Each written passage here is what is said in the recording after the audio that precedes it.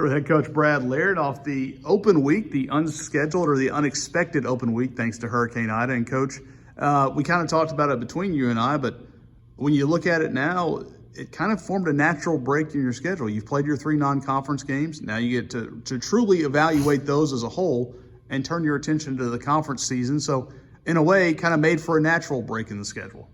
Yeah, when you look at it now, after things have kind of settled down and taken place, it really came at a good time. It came at a good time for our team and coaches to, kind of evaluate where we are, schematically, personnel-wise, and then as you go into conference play. Right now you got one team that's 1-0. You got one team that's 0-1. Everybody else is 0-0. So, kind of reset and kind of get some guys back healthy. I think during that stretch. So, as we go into this week, the opportunity that we have to get some guys back and then open up conference play.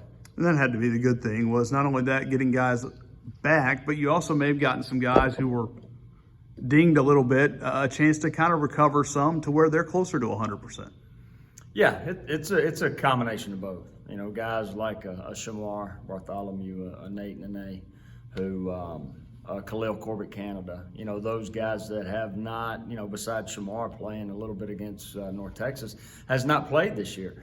But also guys that have played for the last 3 weeks that would have been able to play this week, but it really helped to be able to rest those guys a little bit, as we open up this stretch going into conference.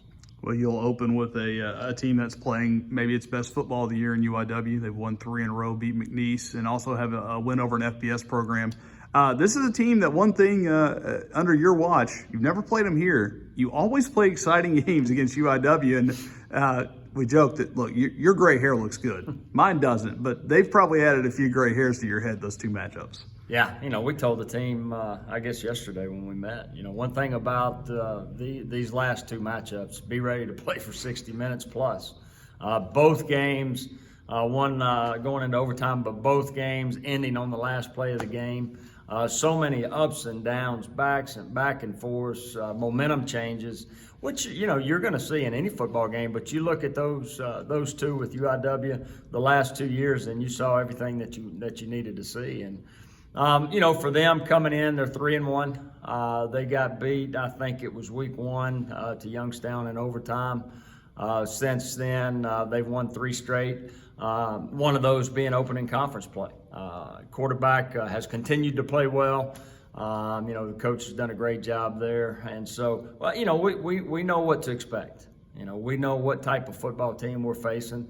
And we do know this, anytime you get into conference, week in and week out, the opportunity is going to be there. And this is conference week number 1. In some ways, the way you mentioned, talked about those last 2 meetings, both down in San Antonio, is that maybe a microcosm of the way the conference season kind of plays out in the Southland Conference every year, where every weekend you got to come ready because it truly is a kind of anyone can win on any weekend type of conference. It is. I mean, and I know there's probably other conferences that are similar, but this conference has proven that week in and week out, no matter home or away, who's playing who, that opportunity is going to be there. I mean, and so that's what, from a mindset that as we go through this week and our preparation and understanding to expect that type of football game, because that's the type of games you get within the Southland Conference. It'll be Fort Cancer weekend. It's always something that's pretty much anyone that walks in that stadium has probably been affected by cancer. And for you, Jacob Logan, one of your senior tight ends, within the span of about 6 to 8 months, went through the highs and lows. His mother diagnosed with breast cancer in December, and then come around camp time, was able to ring that bell. And his personality, he's such a warrior out there, and I know that he's had to battle through stuff on and off the field. And it's pretty inspirational to see a family like that. Yeah, it says a lot about him. As we day in and day out prepare ourselves to play the best we can play individually, like a Jacob Logan, and then collectively as a team. Just taking on the field, but sometimes we don't realize what's going on off the field. What individuals have to deal with. Some that they speak about, some that are not spoken about. Just a credit to him and what he's been able to do as he's gone through these tough times of, with his mother. And he's one that, when he steps between the white lines, he takes care of his business. He's not one that's going to open up a lot about that. But, you appreciate those guys. You respect those guys for what they're having to go through to be able to combine not just what they're doing on the field, but what they're having to deal with off the field. All right. Appreciate it, Coach.